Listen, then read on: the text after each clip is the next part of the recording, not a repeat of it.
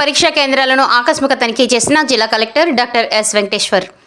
తిరుపతి జిల్లా ఇంటర్ పరీక్షలు ఫిబ్రవరి 23 నుండి ప్రారంభమైన నేపథ్యంలో తిరుపతి నగరంలోని వరదరాజనగర్ నందు నారాయణ జూనియర్ కళాశాల, శ్రీ వెంకటేశ్వర జూనియర్ కళాశాలను జిల్లా కలెక్టర్ డాక్టర్ ఎస్ వెంకటేశ్వర్ ఆకస్మిక తనిఖీ చేసి ఎలాంటి మాల్ ప్రాక్టీస్కు తావివ్వకుండా పర్యవేక్షించాలని అధికారులను ఆదేశించారు.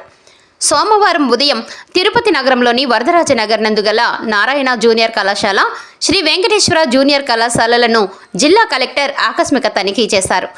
చీఫ్ సూపరింటెండెంట్లను, ఇన్విజిలేటర్లతో పలు వివరాలు అడిగి తెలుసుకున్నారు.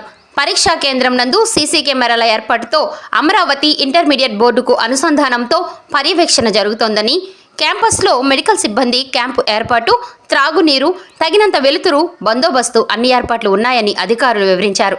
ఎలాంటి మాల్ ప్రాక్టీస్ జరగకుండా పర్యవేక్షించాలని అధికారులను కలెక్టర్ ఆదేశించారు.